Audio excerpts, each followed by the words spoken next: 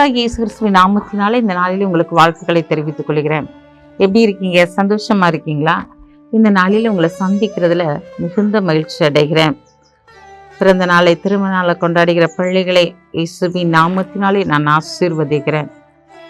இந்த நாளிலும் கூட நம்ம அநேக காரியங்கள்ல நான் படுற பாடு யாருக்கு தெரியும், நான் படுகிற கஷ்டங்கள் யாருக்கு தெரியும் அப்படின்னு சொல்லி யோசிக்கிறோம் இல்லையா? நீங்கள் பட்ட கஷ்டங்களுக்கு பதிலாக இன்றைக்கு ஆண்டவர் மகிழ்ச்சியையும் சந்தோஷத்தையும் உங்களுக்கு கொடுக்க போகிறார். என்னென்ன காரியங்களில் நீங்கள் கஷ்டப்பட்டு அழுது புலம்பி கொண்டு இருந்தீங்களோ, இந்த காரியம் என்னை விட்டு விலகி போனால் நல்லா இருக்கும் ஆண்டவரே அப்படின்னு சொல்லி நீங்கள் புலம்பி தவித்து கொண்டு இருந்தீங்களோ, அந்த காரியத்தில் ஒரு மகிழ்ச்சியையும் சந்தோஷத்தையும் நீங்கள் பார்க்க போகிறீங்க. வாசிக்கிறேன் கேளுங்க.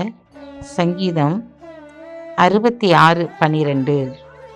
மனுஷரை எங்கள் தலையில் மேல் ஏறி போக பண்ணினீர், தீயையும் தண்ணீரையும் கடந்து வந்தோம், செழிப்பான இடத்தில் எங்களை கொண்டு வந்து விட்டீர். மனுஷரை எங்கள் தலையின் மேல் நடந்து வர பண்ணினீர், தீயையும் தண்ணீரையும் கடந்து வந்தோம், செழிப்பான இடத்திலே எங்களை கொண்டு வந்து விட்டீர்.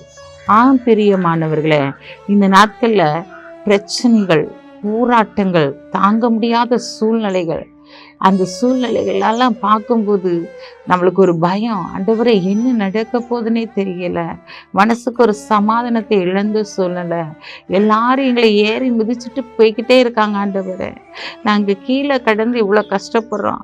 நாங்கள் எத்தனை பேரை ஏற்றி விட்டோமோ அவங்க தான் எங்களை மிதிச்சுட்டு போகிறாங்க ஆண்டவரேன்னு சொல்கிறீங்களா? ஏறி அந்த ஏனியவே அவங்க மறந்து போயிட்டாங்க ஆண்டவரே. எங்களை கீழே போட்டு மிதிக்கிறாங்க ஆண்டவரேன்னு சொல்லி கவலைப்பட்டு கலங்குறீங்களா? அதனால தான் ஆண்டவர் சொல்றாரு, மனுஷரை எங்கள் மேல் ஏறி நடக்க பண்ணினீர், தீயையும் தண்ணீரையும் கடந்து வந்தும் எங்களுக்கு என்ன செஞ்சிட்டீங்க? செழிப்பை என்ன செஞ்சிட்டீங்க? தந்துட்டீங்க. செழிப்பான இடத்துல எங்களை கொண்டு வந்து விட்டுட்டீங்க ஆண்டவரே அப்படின்னு சொல்லிட்டு சொல்கிறத பார்க்குறோம். பிரியமானவர்களே, தீயை போல ஒரு பிரச்சனை பாருங்களேன். அந்த நாளில் பாருங்கள், இஸ்ரவேல் ஜனங்கள் நடந்து வரும்போது செங்கடல் அவர்களுக்கு தடையாக இருந்தது. அந்த செங்கடலை அவங்க கடந்து வந்தாங்க. அதனால தான் பார்க்குறோம், தண்ணீர்களை கடக்கும்போது அவை உண்மையில் என்ன செய்யலை? ஆறுகளை கடக்கும்போது அவன் மேல் புரளலை அப்படின்னு சொல்லி பார்க்குறோம். அக்னி மூடாய் நடக்கும்போது அது உன்னை சேதப்படுத்தலை அப்படின்னு சொல்லி பார்க்குறோம். பிரியமானவர்களை, தண்ணீரை கடக்கும்போது அவர் உங்கள் கூட இருக்கிறாரு. நீங்கள் இந்த நாள் ஆறுகளை கடக்கும்போது அந்த தண்ணி உங்கள் மேலே புரளவே இல்லை. யோர்தான் நதி புரண்டு ஓடுது, ஆனால் அவங்க மேலே தண்ணி படவே இல்லை. இந்த நாட்டில் பார்க்குற தண்ணீர் தான், சமுத்திரம் தான், அதை கடந்து போகிறாங்க.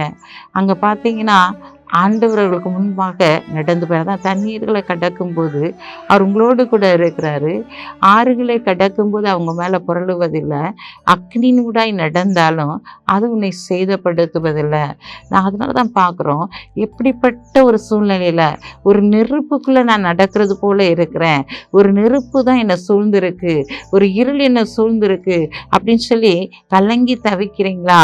என்ன பிரயாசப்பட்டாலும் அந்த பிரயாசத்துக்குரிய பலன் இல்லை, என் ஜெபத்துக்கு இன்னும் பதில் வரலை, இப்படி நிறைய காரியங்களை குறித்து யோசித்து மனம் துவண்டு போய் இருக்கிற உங்களை பார்த்து தான் ஆண்டவர் சொல்கிறாரு, நான் என்ன செய்கிறேன், இந்த நாளில் தீயின் நடுவில் நீங்கள் நடந்தாலும் அது ஒன்றுமே உங்களை சேதப்படுத்தாதுன்னு சொல்லியிருக்கிறார் இல்லையா?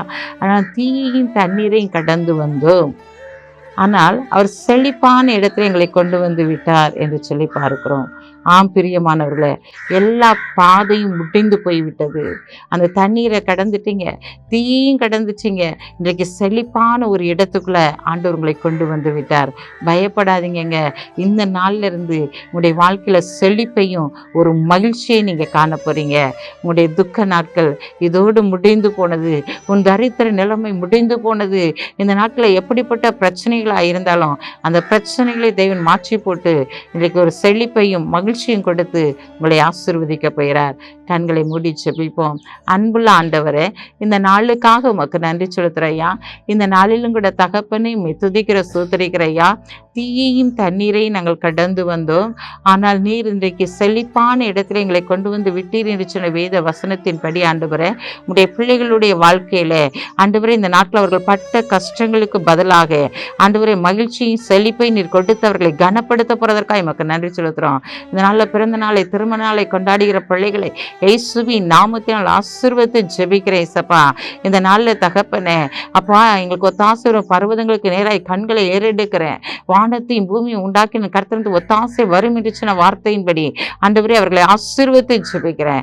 அவர்கள் உம்முடைய சமூகத்திலிருந்து எல்லா ஆசீர்வாதத்தை நிறைவாய் பெற்று ஆண்டவரே இந்த நாளில வாழ உதவி செய்யுங்க. இயேசுவின் நாமத்தில் ஜெபிக்கிற நல்ல பிதாவே, ஆமென்.